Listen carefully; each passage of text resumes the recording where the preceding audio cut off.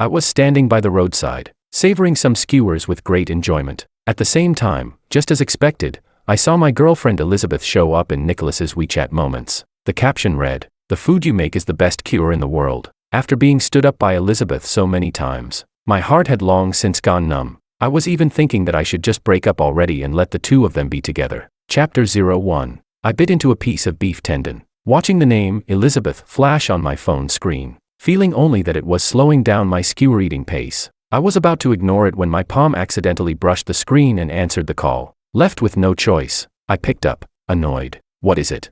Elizabeth's voice sounded completely natural, without the slightest hint of anything wrong. "There's something going on at the company. Sorry, I can't spend time with you again today. I'll make it up to you another day." I finished the last bite of beef tendon and picked up a grilled mushroom skewer. "Oh, okay, got it. It's fine." She sounded a little puzzled. "Where are you?" I glanced around. The place was loud and crowded, definitely not the kind of noise you'd hear at Swan Banquet. Oh, I suddenly felt like having skewers. So, yeah, grilled mushrooms really do taste better this way. Why do you always decide things on your own? I had a friend reserve that place for us. If you don't go, you're wasting their effort. What am I supposed to say to them? She was clearly unhappy. Then just tell your friend the real reason you didn't go. I'm sure she'll understand. What real reason? What nonsense are you imagining now? I sighed. Is Nicholas feeling any better? Her voice dropped, and she sounded a bit guilty. How do you know? No, it's not like that. Listen to me. No need. I get it. If I don't eat the skewers now, they'll get cold. See you. I hung up. Handsome guy. Your grilled eggplant. Oh, thanks. Ah, garlic grilled eggplant, my favorite. As for why Elizabeth stood me up this time, you didn't need a brain to figure it out. On the way to Swan Banquet, I had seen a post Nicholas made. It's mealtime, but I feel awful. No appetite at all. Don't feel like eating anything. So I had the driver turn around and head straight to the food street for skewers. It had become a conditioned reflex by now. Ever since Elizabeth got familiar with Nicholas, she had always put him first. Nicholas was originally a newly hired office clerk at Elizabeth's company, a fresh graduate full of youth and energy. Her evaluation of him went from "he's unbelievably stupid, sometimes I really want to fire him," to "he's actually pretty hardworking, and his life isn't easy." I knew right then that she had developed feelings, and at some point, no idea when, it started. Whenever Nicholas ran into trouble in his personal life, Elizabeth would be the first to step in and help. I watched it all happen, powerless and helpless. It wasn't like we never argued. We did, plenty of times. But every answer she gave was always so light and dismissive. "He's just a student who just graduated and doesn't really have friends here. I'm just caring about an employee. Anniversaries aren't that important anyway. If you really care, I can make it up to you later." But he had stomach pain, so I had to take care of him. "You've had stomach pain before too. You should understand how uncomfortable that is, right? You only twisted your ankle, but he had a fever. You do know which is more serious, don't you?" So I became immune. I stopped caring. Being stood up was nothing, among all those things. It barely even counted as a big deal. Chapter 02. When I got up the next morning, I actually saw Elizabeth in the living room. That was pretty rare. In the past, whenever this happened, she would usually leave straight from Nicholas's place. She didn't show any particular reaction when she saw me and said casually, "I got back too late last night, so I slept in the guest room." I responded with a simple, "Mm." She paused, then added, "You got up kind of late too. Guess there wasn't time to make breakfast." I replied flatly, "I'll eat on the way." She smiled. "That's a shame. I kind of miss those light breakfasts you used to make." My hand rested on the bathroom door handle. "What's there to miss? Didn't you already have breakfast?" After saying that, I closed the door. I used to get up early every day to cook for her. But ever since Nicholas forced his way into our lives, she gradually stopped eating breakfast at home. After getting dressed, I was about to head out when I looked up and saw her standing there. Her expression complicated. "I've been pretty busy lately, so I haven't had breakfast at home. From now on, I'll try to eat at home more often." I smiled. "No need. I want to sleep a little longer." That extra half hour of sleep today made me feel completely refreshed. She looked at me, hesitating as if she wanted to say something. Just as I reached the door, she finally rushed over and grabbed my hand. I looked at her. She pressed her lips together. "Yesterday, I only found out later about the post Nicholas made. He didn't have any bad intentions. Nothing happened between us, don't misunderstand." Even knowing that Nicholas had posted that update, she still defended him. In the past, whenever I showed even the slightest dissatisfaction with Nicholas's behavior, she would frown and say I was being unreasonable or narrow-minded. If I argued back, she'd get impatient and accuse me of having dirty thoughts,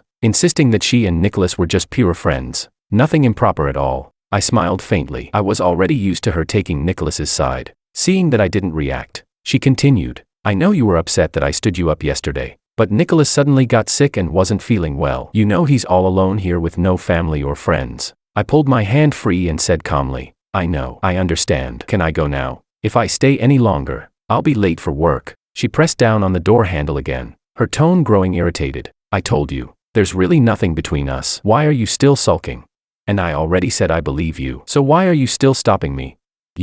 I'm really going to be late. I'm leaving. I didn't bother with her reaction and walked out directly. Chapter 03. When I got home in the evening, I headed straight for the bedroom, grabbed some clothes, and got ready to take a shower. As I passed by the study, I heard Elizabeth's voice coming from inside. Send it to me. I'll help you do it. It's fine. This isn't much work. I can finish it quickly myself. Haha. All right. I'll treat you to a meal sometime then. I knew it. Elizabeth was helping Nicholas with his work again. Once before, I had asked her to help me grade my students' exam papers. She dragged it out for 2 days, and when I finally asked about it, she snapped impatiently on the spot. Can't I relax and have some fun on the weekend? Your own stuff is your responsibility. Helping you is a favor, not an obligation. In the end, I stayed up late working overtime to finish it myself, but after Nicholas joined her company, there were many things he didn't know how to do, and she lowered herself to personally help him handle everything. When I asked her about it, she said, it's normal for someone who just entered society to not know a lot. Weren't you the same when you first started teaching?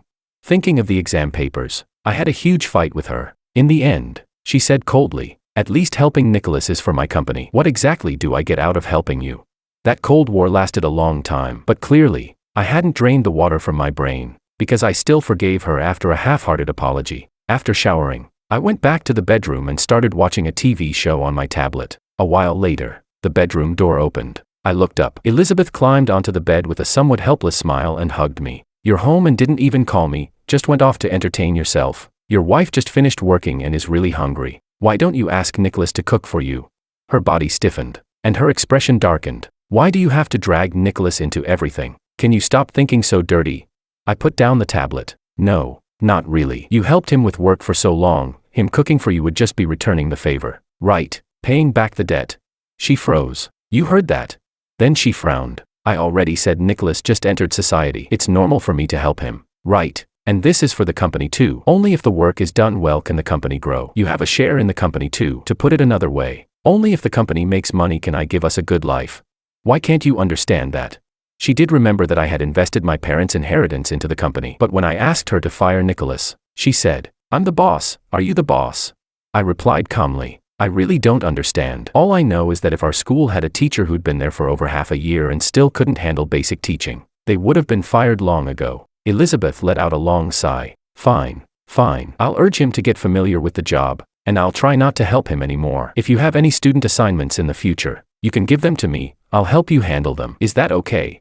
Anyway, I'm hungry now. Husband, go make me a late-night snack. We haven't eaten together in a long time. She coaxed me ingratiatingly. Clearly, she still remembered that incident from before. No need. You were right back then. Everyone should handle their own things. Besides, I already ate outside before coming home. Order takeout yourself. Her face went cold instantly. After 2 seconds of silence, she turned around and slammed the door as she left. Chapter 04. After that day, Elizabeth and I slipped back into a Cold War. But unlike before, when every Cold War left me anxious, distracted, and unable to focus on anything, I was ridiculously happy these past few days on my own. And unlike before, I definitely didn't swallow my pride and beg her to make up the very next day. However, at 9 o'clock one night a week later, her best friend Roxana called me. The message was brief. Ezekiel, come to the bar near the company. Elizabeth.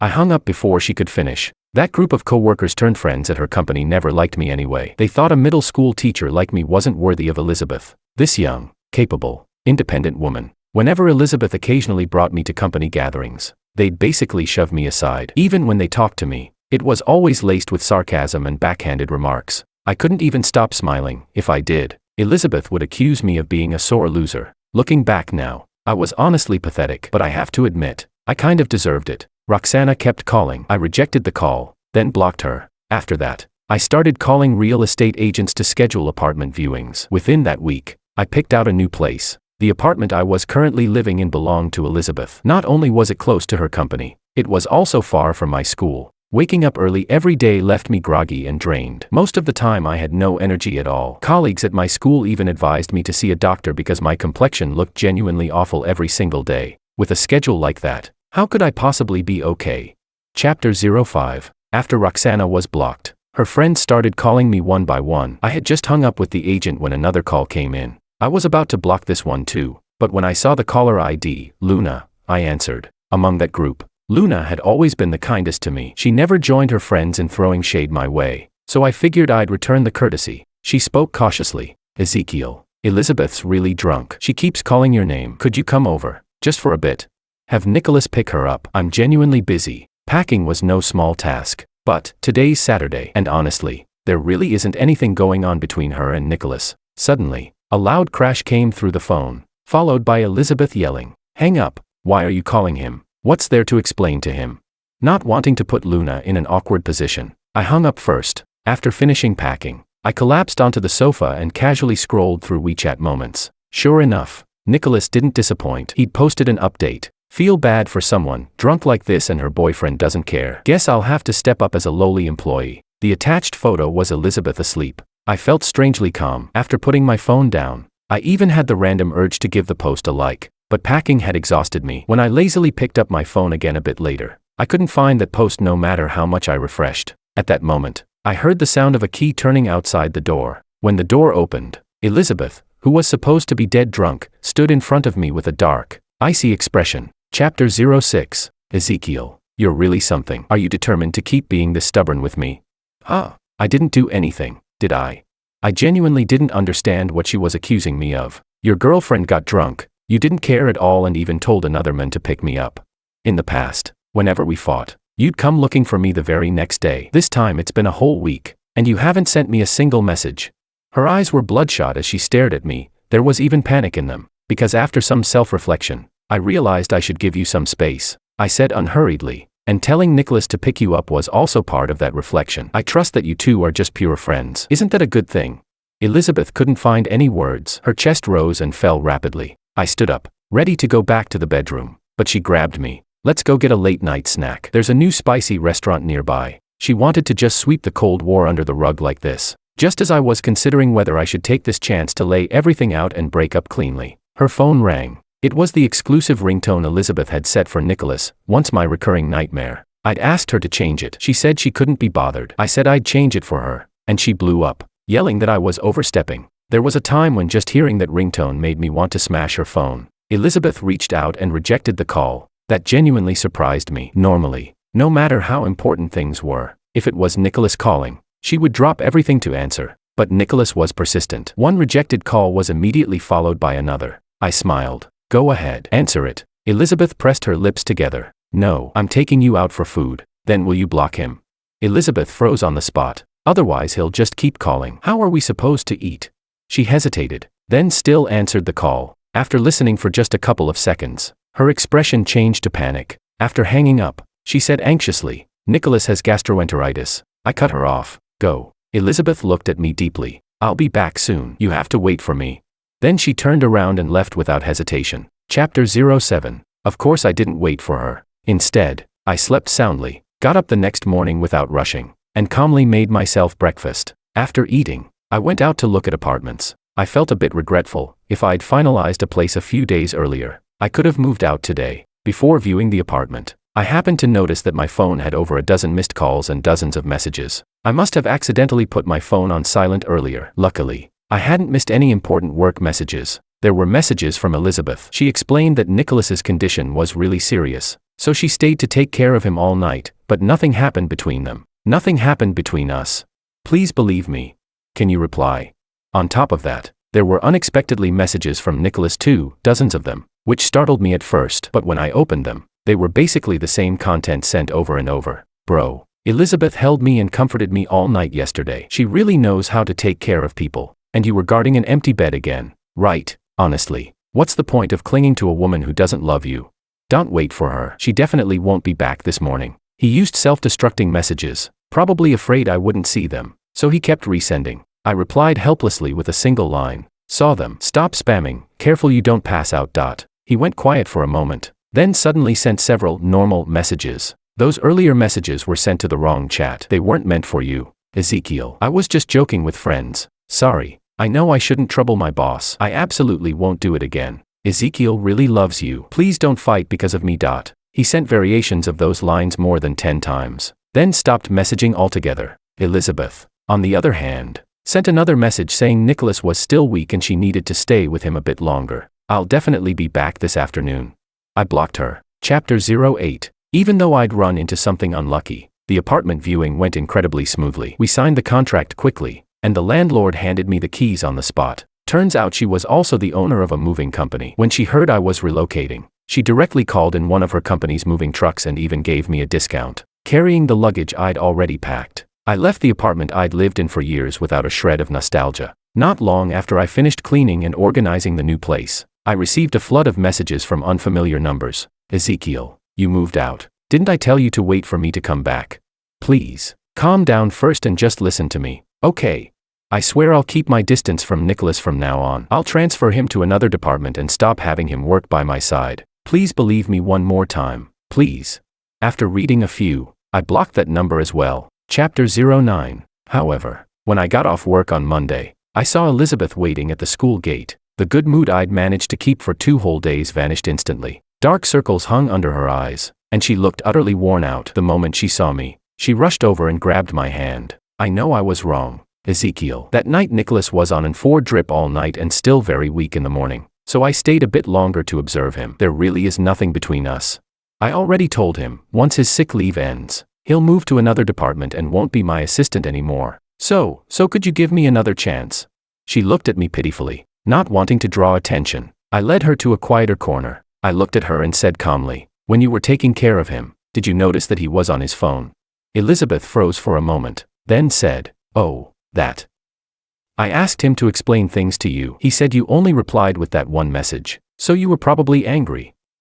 Ezekiel, he might have crossed a line a bit, but he really didn't have any bad intentions. What kind of explanation needs to use self-destructing messages? She didn't look surprised, just smiled helplessly. He explained that too, said he was playing around with that feature out of boredom with friends and accidentally sent it to you. He's just a scatterbrained kid. The messages were unrecoverable and left no trace. I hadn't even had time to take screenshots, of course. I had no evidence to show Elizabeth. She looked at me pleadingly. So, Ezekiel, husband, could you give me another chance? I swear to God, I have absolutely no other intentions toward Nicholas. I stared at her steadily. Do you know what was in those self-destructing messages he sent?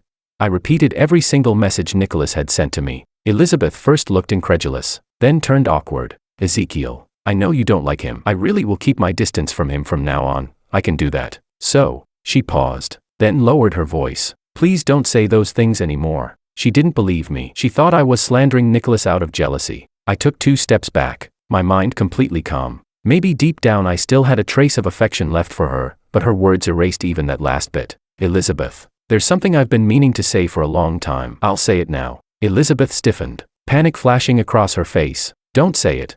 Your company has already stabilized, so at this point, it shouldn't be a problem if I withdraw my investment. Her eyes filled with even more panic. Why would you suddenly pull out? You said your money would always stay with me. Husband, I won't ask for more than what's fair. I just hope you'll give me a reasonable price. And then, husband, don't say it. I know you've been upset lately. I'll buy you. We're breaking up. I interrupted. Chapter 10. After that, Elizabeth came to my school every single day looking for me. I ignored her every time. When she tried to follow me back to my new place, I told her I'd call the police. Only then did she stop, standing there watching me walk into the subway station. But my place wasn't some secret base, so it didn't take long for her to find my new address anyway. Seeing her in my residential compound after work genuinely startled me. Her eyes were bloodshot, her hair a mess. She looked even worse than the last time I'd seen her at the school gate. Ezekiel, I don't want to break up. She rushed over and hugged me tightly. We were so in love before. How did things end up like this?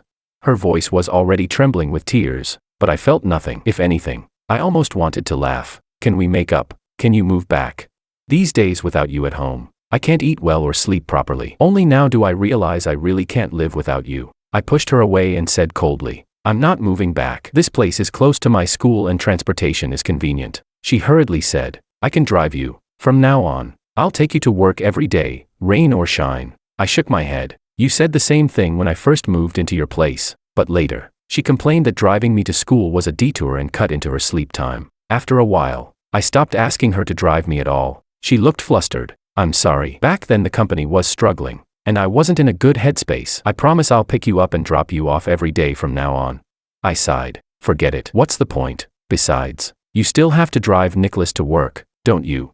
I'll talk to him. I'll tell him to take the subway himself from now on. Line 5 just opened there anyway. My teaching workload has been heavy lately. We'll talk if there's time. I was really tired and didn't want to say any more. Chapter 11. Elizabeth still refused to give up. She actually rented the apartment right next door to mine and started getting up early every day to make breakfast for me. In the evenings, despite always being a workaholic, she somehow managed to get back early every day before I got off work, cook dinner, and ask me to come over to eat. I mostly ignored her. She didn't get angry either. Occasionally, when I was in a rush in the morning or too lazy to cook after work, I'd begrudgingly go over for a meal. She'd be happy beyond belief. That day during dinner, she kept glancing at me repeatedly. I wanted to ignore it, but it was honestly killing my appetite, so I asked what was wrong. As soon as I spoke, she put down her chopsticks and looked at me seriously. I've thought it through. I really handled things terribly before. I admit that during that time, the pressure from the company was overwhelming, and I wanted to find somewhere to relax. Even though I'm absolutely sure I never fell for Nicholas, emotionally, I did stray. I'm sorry, husband. I'll talk to Nicholas, compensate him properly, then let him resign. From now on, you'll always come first. I won't value anyone more than you. So, she looked at me cautiously. Can we not break up? Her eyes were full of affection. I, on the other hand, instantly lost my appetite. If she'd said this earlier, back when we still fought, I probably would have cried with joy on the spot. I put down my chopsticks. Just as I was about to speak, a phone ringtone rang abruptly. It wasn't my phone. It was Elizabeth's. I instinctively glanced at the screen. The name, Nicholas, was flashing nonstop. It was Nicholas, not Nicholas, and that ringtone. I've already deleted the special ringtone I set for him. Elizabeth ignored the call and stared at me nervously. Husband, believe me, I really am changing. I neither agreed nor disagreed. I only asked. You're not answering it. She shook her head frantically and immediately rejected the call. I mean it. From now on, you'll absolutely be my top priority. Then answer it first, I said indifferently. Only after that are you qualified to talk about from now on. She stared at me blankly, then clenched her teeth. Okay, I'll make things clear with him right now. Chapter 12. Elizabeth failed to make things clear with Nicholas because he broke down crying on the phone, saying he was going to kill himself. She spoke incoherently, saying that a human life was at stake, but that she would definitely explain everything to Nicholas and asked me to wait for her. Naturally, I didn't stop her, nor did I suggest calling the police to handle it. She gave me one last worried look, then walked out without looking back. I returned to my own apartment, and soon after received a message from Nicholas. Old man, she still came to me. Go ahead and be mad. Serve you right if you're furious to death. Nicholas had been quiet as a mouse these past few days. I'd known he wouldn't behave himself for long. Sure enough, he'd been holding back something big for exactly this moment. What he didn't know was that I deliberately never blocked him, precisely because I was waiting for this. Before going to bed that night, he sent several more messages. She slept with me. Why aren't you talking? Smashing walls and throwing things in rage. Bro, I didn't want to send this before bed and ruin your rest, but I really couldn't hold it in. I know you're reading. Why not reply? Are you really that furious? The way you stubbornly refuse to admit defeat is honestly pretty ugly. Let go early. It's better for both of us. Finally, he sent a nude photo of the two of them in bed. By the way, she's really wild in bed. Bet it's been a long time since you experienced that. I shrugged at my phone. Chapter 13. When Elizabeth rushed back, she happened to see me heading out to throw away the trash. I'm sorry, husband. I broke my word again, but I've already made everything clear with him. He'll resign next Monday, and he won't appear in our lives ever again. If you're still angry, I can move out and wait until you cool down. Please don't leave. Okay. I was surprised she suddenly said that, then quickly realized she must have seen the suitcase sitting in my living room behind me. I looked at her and smiled. Never appear again. Did Nicholas promise you that? She hurriedly said. I was the one who brought it up. I told him not to disturb us anymore. Elizabeth, just for this one night, you changed clothes, and judging by your appearance, you even washed your hair and took a shower, didn't you? Her eyes flickered, because it took a lot of effort to persuade him to let go. I worked up a sweat, and I was afraid I'd smell and bother you, so I showered first. I sighed. Elizabeth, I really did love you once. She became emotional. I did too. Husband, I still love you very much now. If that's the case, then I hope you can respect the time we once loved each other. Calmly, I sent her several videos, She opened them in confusion. After just one glance, she froze in place like an ice sculpture. They were screen recordings of the photos and messages he'd sent me the night before. I'd started recording my screen the moment his messages came in. Elizabeth's eyes went hollow and despairing. She slowly crouched down, covering her face with one hand, choking as she said, He said he wanted to have what he once had. As long as I satisfied him this one time, he'd disappear from my life forever. Ezekiel, you're not going to forgive me anymore, are you? I answered with an unrelated sentence. Think carefully about the shares. Chapter 14. In the end, Elizabeth bought out my shares at a very generous price. Nicholas was not present that day, most likely because Elizabeth had strictly forbidden him from showing up. I'm the one who wronged you, Ezekiel, she said. She looked haggard and exhausted. The neighborhood you're living in now has a great location. You don't need to move again, I'll be the one to leave. Naturally, I wasn't planning to move anyway. I'd packed my luggage that day because I had already resigned from my teaching job and planned to take a break and travel around for a while. And just as she said, that neighborhood was in a great location. Even without commuting to work, it was still very convenient to live there. Before we parted, she hugged me tightly. I'm sorry. I'm so sorry. I'm so sorry. My shoulder was soaked with her tears, but all I felt inside was irritation. Chapter 15. On the day I left, while waiting to board at the airport, I received another message from Nicholas. Elizabeth and I got our marriage certificate. Really wish you could come to our wedding, but you're probably off on some heartbreak trip, so I guess that's not happening. Elizabeth even said she's going to transfer the company's legal ownership to me. Don't be sad though, you'll definitely find someone suitable for you in the future, like some twice or thrice divorced 80-year-old grandma. It seemed he was far from happy about Elizabeth buying my shares at such a high price. He was clearly doing everything he could to get under my skin. I glanced at another notification, a bank alert showing a transfer of over 10 million. The sender was Elizabeth. I estimated it was probably most of her assets. Well then, looks like Nicholas would have to fend for himself from now on. I smiled, replied to him with a simple wish you happiness, and then blocked him as well. Chapter 16. 3 months later, when I returned from my travels, everything had changed dramatically. Luna told me that after Elizabeth transferred the company's legal ownership to Nicholas, she gave each of their friends a large sum of money to leave the company. After that, she let Nicholas make whatever reckless staffing decisions he wanted. Elizabeth also took out loans everywhere to start new business ventures. By the time Nicholas finally realized what was happening, the debt on his shoulders was so massive he couldn't repay it even in 10 lifetimes. He snapped. He demanded that Elizabeth pay off the debts, claiming they were joint marital liabilities. Elizabeth sneered and told him that when they registered the marriage, she had used a fake ID, so the marriage certificate was invalid. Nicholas then claimed he'd seen Elizabeth's pregnancy report, but she remained completely unmoved and said she'd already had the child aborted. In his breakdown, Nicholas got into a violent fight with Elizabeth. The two of them ended up tumbling down the stairs together. Nicholas suffered a high-level spinal injury, leaving him paralyzed, and the injury also destroyed his sexual function entirely. Elizabeth hit her head. By the time she was rushed to the hospital, it was already too late. Luna begged me, "Please, Ezekiel, I know Elizabeth did you wrong before, but could you, for the sake of what you once had, come and see her one last time?"